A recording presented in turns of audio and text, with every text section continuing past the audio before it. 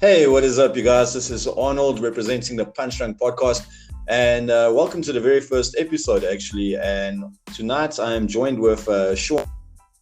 There, how's it going? Hello.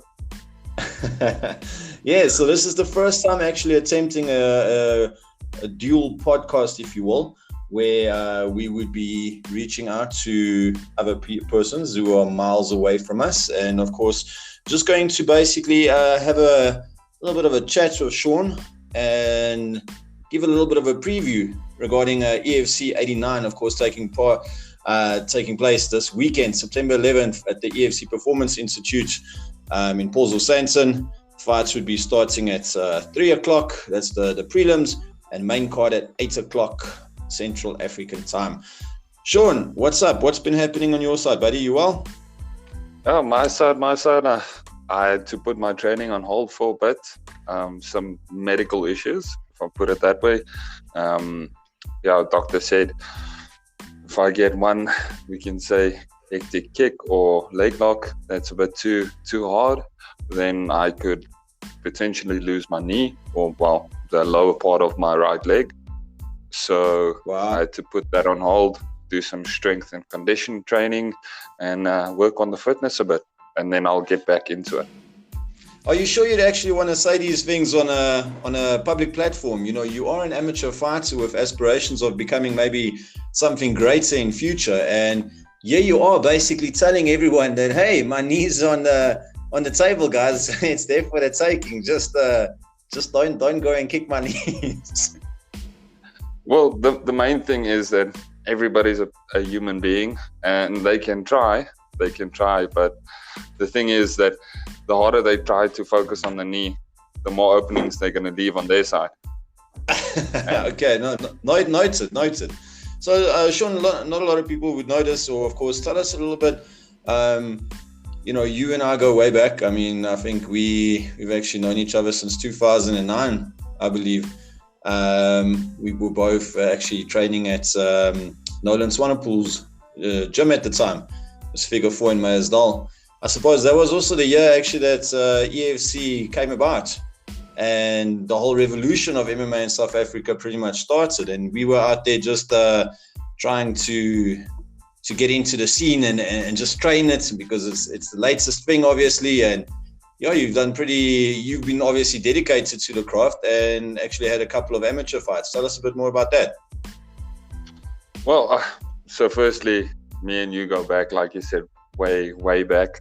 I can still remember the first time I met you or learned of your existence. Is you just stood there in the class and you just said, I'm the best in Figure 4, I'm the best in Brazilian Jiu-Jitsu, and then we rolled quite hectically, and that was one of the good things about back in the day. I still remember the tap out stickers on the back of the cards. Yeah, that was the thing, man. Listen, back in 2009, guys, I mean, it was a very different time. That would be like 12 years ago already. And if you had a tap out stick on your car, you were cool, man. And then, of course, it became a thing when you were walking around with a tap out shirt. Everyone was like, "Oh, yes, let's check this guy." He's a pose or whatever. I'm glad to say, I'll gladly admit, I have never owned a tap out shirt in my life, and I feel that's a good thing. So, yeah. So honestly, I've had a tap out shirt. And I wore it proudly, but then it got way too small for me too fast. Yeah, it just actually becomes like it becomes like a beacon, like, hey, take me on, guys. You don't go out in public with those shirts on, because you'll get tested very quick, man. You can't avoid being picked on, man. I mean, especially growing up and cutting your teeth in the south of Joburg, there's a lot of dodgy people out there, and the south has got a reputation for oaks that like to fight, so yeah, it's one of those things, I guess. So let's go into EFC 89, of course, is this weekend, and you've got one of your best friends, if you would put it that way. I mean, you guys became very close, I'd say. Yourself and Aniset Kanyeba training, quite substantially over the years and such. I believe you also were training at Brothers in Arms for a bit. And you obviously got very close with those guys. Very close with Anisette, of course, and friends with Cole and Conrad and those guys. Tell us a bit more about that. Are you still in contact with them, or ever since you left there and moved, are you guys still in touch, or what's happening that side? Well, at this moment, we're not as in touch as what we used to be, but regarding Anisette and best friend status or good friend status, I'm going to be honest, he helped me through some difficult times, and he helped me focus on particular things, gave me some of the best advice in my life. Him and Conrad Siabi, they're very, we can say, intelligent people, especially when it comes to the fight game and life itself. And training with them just put me on a whole different level. I'm going to be honest, I trained boxing for a bit, or not boxing, but I did boxing at another gym for a little bit, just testing the waters somewhere else, and I saw those guys were not on the same level.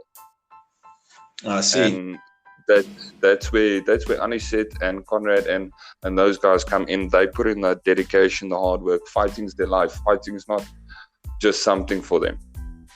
And another thing about Anisette, this weekend, of course, EFC 89, he is second to last. He is in a featured lightweight bout against Iga Cabeza. And of course, we all know Iga Cabeza's track record, and Iga himself has amassed quite a very good record actually at featherweights, and it's currently at, I believe it's 12-2, and unfortunately his last outing he lost the title against relatively newcomer in the EFC is Ronaldo Exon. Came as a shock to, I suppose, everyone, because Iga was dominant for so long, and I'm sure Iga would be going back into EFC 89 and trying to make a statement. So what we know about these guys, of course, and don't mean to jump ahead of the queue here and go over the fights and whatnot, but Iga versus Anisette, it's a case of styles make fights. Anisette is, of course, I think the youngest 41-year-old or 40-year-old that I have seen in the EFC. You wouldn't say it. I mean, that guy moves like a 25-year-old, and then, of course, you got Iga, who's a wrestling prodigy. Of course, Anisette specializing in striking pretty much, but also has improved substantially in his ground game and such. How do you see that fight playing out, actually? Just out of interest, Well, to be honest, I see the fight playing out as Iga and obviously Anisette. The first 2-3 minutes of the fight, they'll test the waters, see what the other person wants to do, and then from minute 4 and minute 5 in the first round, they'll obviously start engaging a bit more. Second round, Iga will automatically come for the takedown from the get-go. He'll stand and act like he wants to box, but he's going to go for the takedown. Anisette, his wrestling's improved as far as I've seen, as far as I've learned. It has improved a lot, but at the end of the day, obviously Iga is a phenomenal wrestler.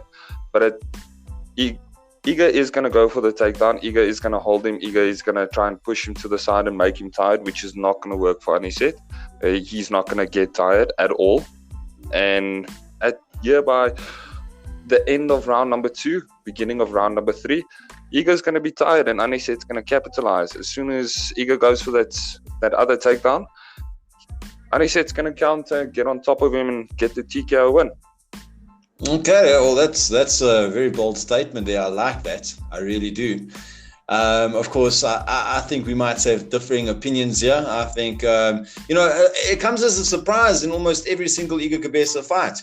You would imagine he would go for a takedown and win the fights in such fashion. But then he just comes out and surprises everyone pretty much. I mean, KOing Carlo Saput the other day.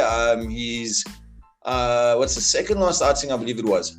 And, winning that fight with KO. Remember, of course, the Brazilian he fought as well, spinning back like elbow. There's a few instances where Iga would go and finish a fight, ground and pound or striking and such. So it does tend to surprise the person at times. But I'm very excited for this fight. And all I can say is from my side is, before we go into the other fights that are being featured at EFC 89, Iga Cabeza and And he said, Kanyebo, of course, good luck to both of these guys. Very good friends of ours, actually, myself and yours. And we've got nothing but respect, and they're good friends of the show. Yeah. So good luck to those two. And Sean, if you will, I just want to also bring your attention to, of course, the other fights on the card. We can just go up and down, in no particular order. But some of the fights that I myself am looking forward to the most. Someone that you also, I believe, are a pretty big fan of is, of course, Cole Hennon. Cole Hennon, the hitman, as they call him, against the barista. That's August Kayambala. So, of course, as far as fights of the night goes, I feel, Sean, that this has got fights of the night written all over it. And somebody is definitely going to sleep. In your mind, who do you believe is going to sleep on the night? August or your boy Cole? August for sure. Cole is on a different level. That man has been, I can't say bred, but he was born to fight. And I said it earlier during the day to somebody, if we were 1,000 years back, Cole would be the one that we send out to defend the village. He would be that man. He would be that man, that he would be able to protect everybody because he is a ruthless striker. I've seen him rolling. I've never rolled with him personally, which I'm happy for because I still have my life. He is a ruthless fighter. I saw him in his last fight, and I wasn't even fighting him, and I was scared. It's like guys like I do women and children. It's like Cole's on his own on horseback, and he's the way you actually make it sound is like let me get this right. You would send Cole out there in the older days to defend your village, but let me guess, Cole would be sent out with no sword, guys. Cole would be sent out with just his bare hands, okay? And this is what we've been seeing, and the training, it speaks for itself. And then, of course, you've seen it in a couple of his fights, man. That guy doesn't hold back, and he's ruthless. And speaking of ruthless, of course, he reminds me of another guy, maybe in the UFC, Robbie Lawler. Okay, ruthless Robbie Lawler. So the thing is that my takeaway from Cole, and of course being so excited for seeing his fights, is we haven't seen a lot of him like back in the day. Of course, there was a 4-year layoff, and I think that time spent away from the cage, has just changed the man. He's like a man possessed. He's on a mission. He wants gold in the EFC. We know obviously that he wants to take on Boyd Allen even as well. Which is a hard task, but I think if anyone is up for it, like there might be levels to this game, man, but I think Cole's on a level. I mean, Cole's ready, man. And I think he will actually cement his place in the lightweight rankings, of course, coming away with a victory against August, But saying that as well, August is no pushover. I mean, what we have seen of August as well, dominant fights are very aggressive as well. I don't think that necessarily his striking is as crisp as Cole's, from what we have seen. But that guy he's got power. He's got power. He's got power in both hands, and of course he's got a few submission victories, on his belts as well. So I don't know. What do you think? I mean, in terms of entertainment value, what are we in for? Entertainment value, I do think it's fight of the night, but I also quickly want to revert back just once again about Cole. I know it does sound like we're saying he is a vicious person, but he's a vicious person to fight. I've met Cole in real life, and he is actually a very nice, open human being.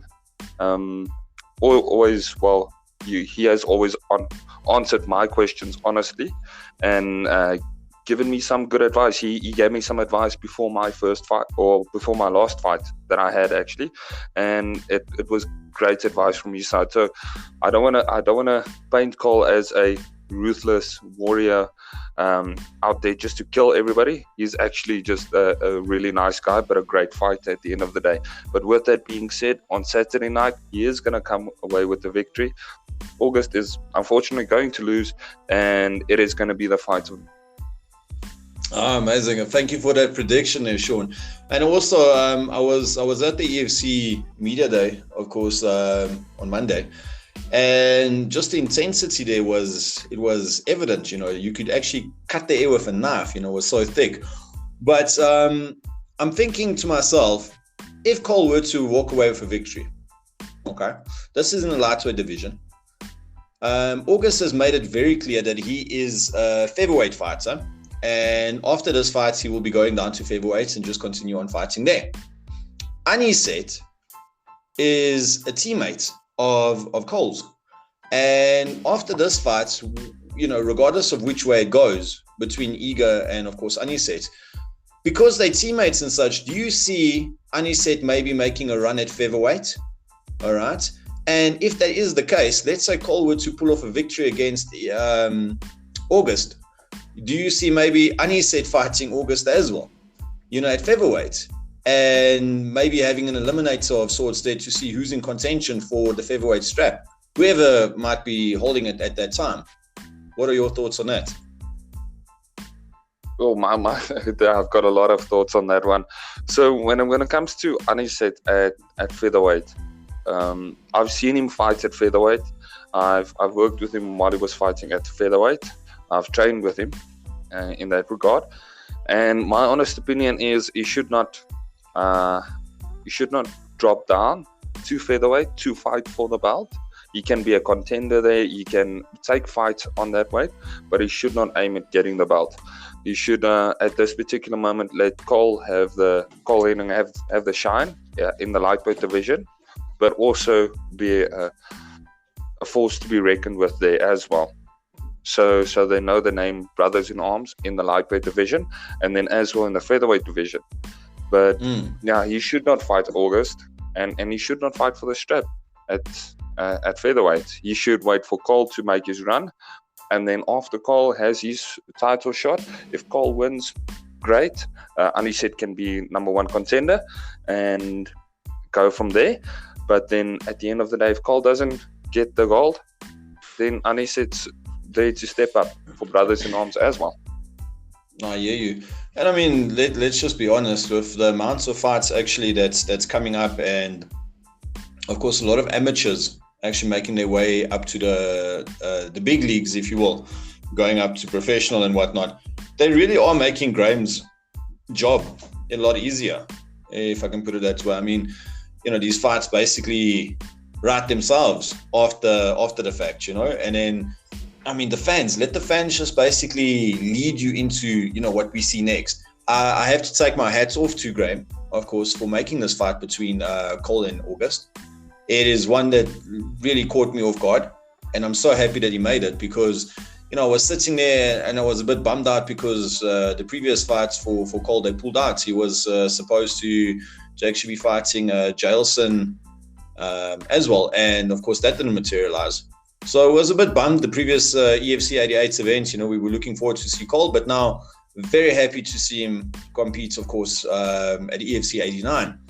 And then Sean, of course, there's a few other fights on the card there, and thank you so much for entertaining this, with me. We both fans at the end of the day, and we can sit here and talk about fighting, and it's something that we both enjoy and such. And as a fan, there's a few other good fights on there.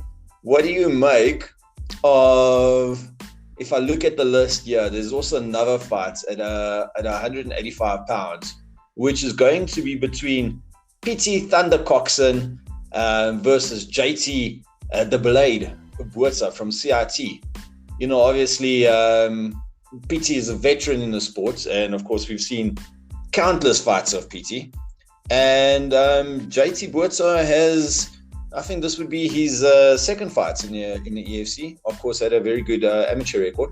Trains with Drickus and him as well at CIT, so he's in good hands. How do you see this fight playing out between PT and JT? Okay, my honest opinion, PT has made a mark on the sport. PT is in a specific way for me been one of the faces for MMA SA. I've seen him at a lot of events. I've seen his fights. One of the first fights, or the first EFC I went to, was CRB versus Coxon. That was the main fight. and he's a great guy, to be honest. But JT Botha for the win there.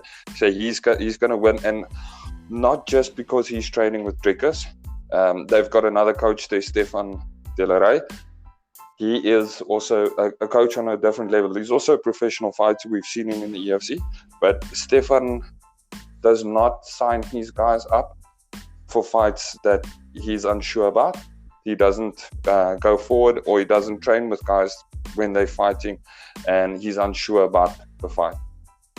He is in actual fact a really great coach, which I respect a lot. But yeah, JT, he looks a lot younger. I don't know what his age is, but he looks younger, fitter, stronger than Pity. And at the end of the day, with the training he gets from CIT, he's going to come away with the win.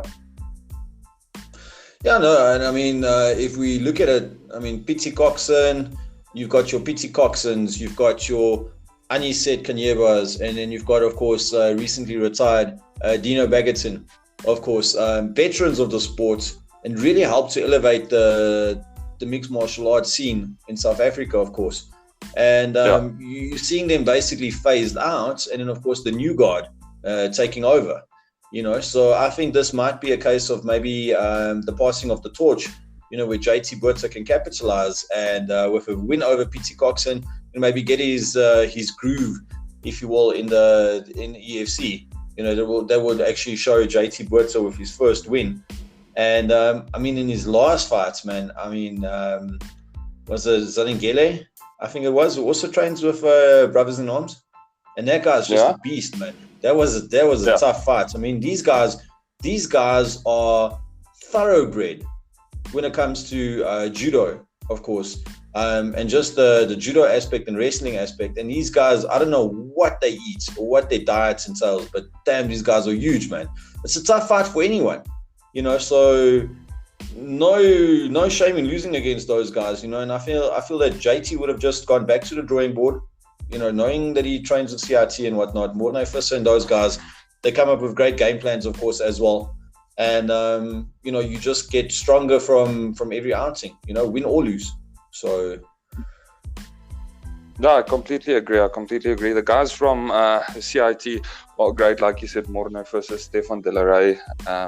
They're great coaches. But also when it comes to the Brothers in Arms guys, like you said, they are thoroughbreds. They fighters. That's what they do. That's what they know. That's their everything. Like Aniset said in the press conference, he does not do anything else. He fights. He is a fighter. There's nothing else on his plate. And not everybody has that within them. And when it comes to Pity fighting JT, if JT does, or when JT does win Pity and win the fight, he's going to make his mark on the sport, I think, for beating a legend. And in my eyes, Pity is one of the legends, especially when it comes to MMA SA. And a win over him is no small thing. Yeah, people listening to the podcast might be hearing you say that and roll their eyes and be like, Pity, how can you classify him as a legend and that, But at the end of the day, guys, for all intents and purposes, right, as much flack as what EFC gets and as much flack as we give EFC in it as well, it's because at the end of the day, you want to see the sport grow. You want to see EFC grow into like a global contender, obviously, as well. And part of it would come down to like your fighters, of course, who you put on the cards and such. A lot of people have also been mentioning the fact that, PT has been consistently placed on the main card, whereas, he hasn't been as successful, in his fights. So why does he keep getting the good spots? And of course, I think it comes down to you can't have your cake and eat it. With COVID being a big thing and, of course, preventing a lot of sports and whatnot, EFC also went the route of opening up and, of course, having events at the performance institutes and whatnot. And, they were dealt lemons and they're making the most with them. They're making their lemonade, if I can put it that way. So I feel that at the same token of, maybe being upset that, certain fighters are being consistently shoved, on your TV screen, and you can see them fights and whatnot, and you're like, wow, where's the other guys and all that. Take it for what it is. At least we are seeing people getting some cage time as well, which is a very big thing, because let's face it, a lot of these guys don't actually fight on a regular basis, and hence you don't see that skill level carrying across. So that becomes a problem. So thank you to PT, who's of course accepting the fight against JT Botha and making sure that we've got a fight to watch at the end of the day.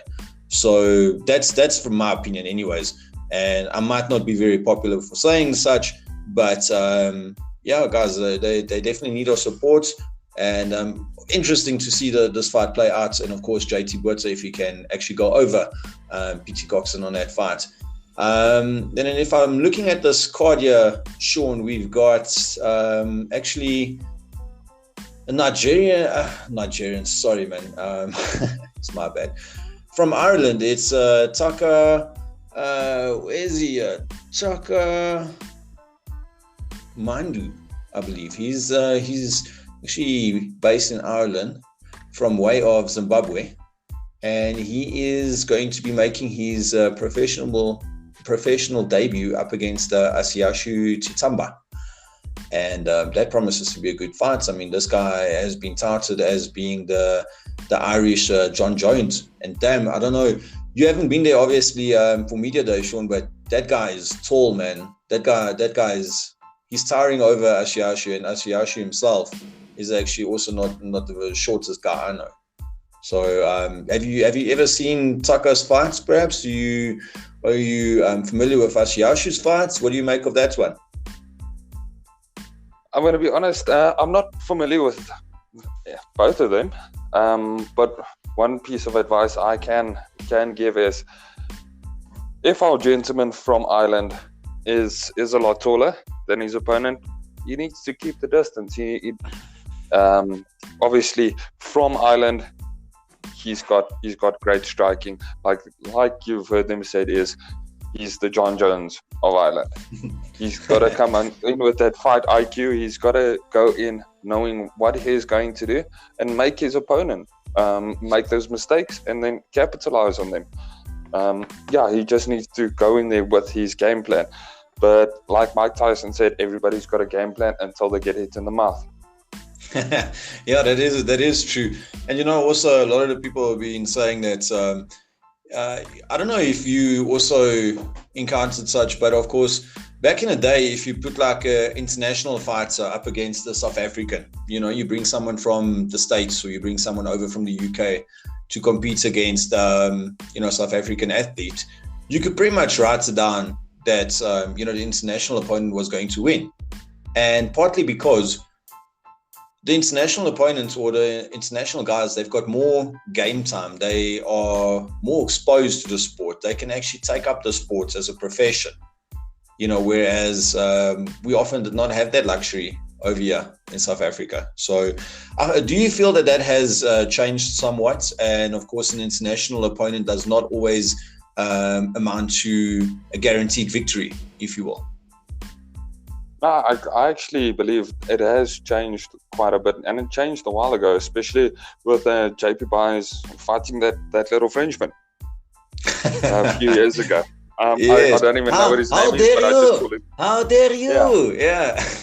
How dare you boo me? There we go. So from that fight, that actually showed, number one, that South Africans can hit quite hard, and we can win the fight. That's number one. Number two, if we look at our South African international talent, for instance, Don Madge. Don Madge is also one of the scariest human beings I've ever seen in my entire life. Yet he fights in the UFC. Listen, man. The fights between Leon Maynard and Don Madge, how epic those were, right? Now I'm just throwing this out there, okay? It might never happen. Might never happen in our lifetimes. But can you imagine Cole Hennon goes on a tear, right? And somewhere along the lines, man, Don Madge versus Cole Hennon. What a fight that would be. Oh, that would be a war. Not even a fight, a war. I mean, a guy can dream, right? I mean, we can dream. Yeah. We can make up these fantasy fights and, you know. But let's get back to reality, Sean. You know, let's close things off. We are heading towards 30-minute mark here, and of course, the last one that I want to cover maybe is the main event: Nkazumulo Zulu versus Shorty Lutandu Biku. All right, and Biko. Guys, I mean, I'm just trying to find my feet here with the pronunciation of the names, but it's promising to be a cracker of a fight. Of course, Zulu is coming off a win. Of course, after losing his title, you know, he's been trying to get back to that level, of course, again, and reclaim the flyweight gold. You know, and he has an opportunity to do so against Shorty, and we all know Shorty trains with Chris Pratt, so grind game's fantastic. He is a grinder. He knows a thing or two about wrestling, and he can take punishment. I mean, the Brazilian gent that fought him the last event, and of course, I think he went on to break his hand against Biko Z. You know, so that just shows you, man, and Biko's got grit. How would you say the styles they clash? Of course, the old tale of a striker versus a wrestler, or do you see it actually? We shouldn't be labeling it as such, and we see two guys who's basically both have got the skills to dominate wherever, whether it be on the ground or in striking and such. The two nicest guys, you know, you can put together.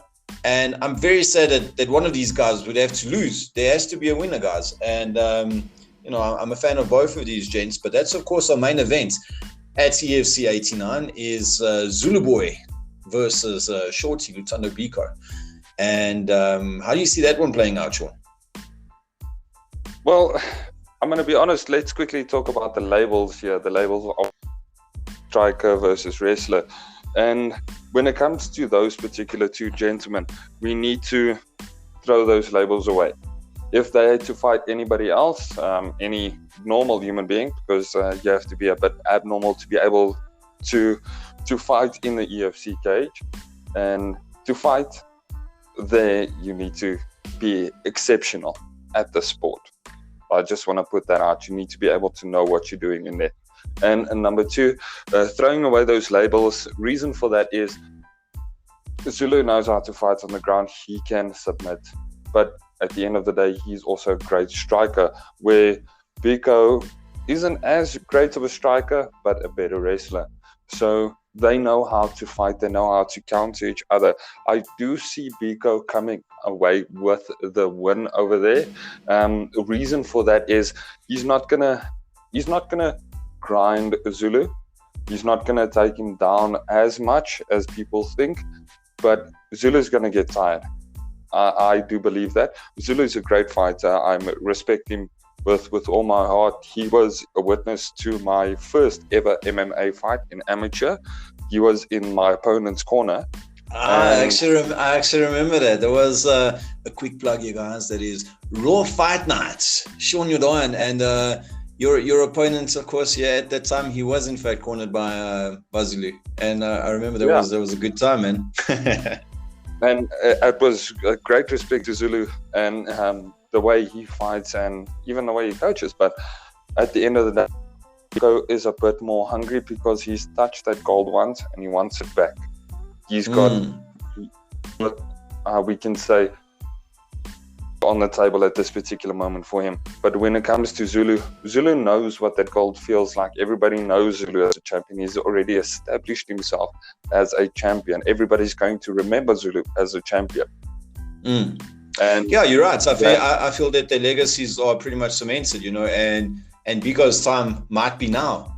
You know, so Zulu's already an established guy. Iga is an established guy. You know, so it's like these two guys that have dominated for so many years, really.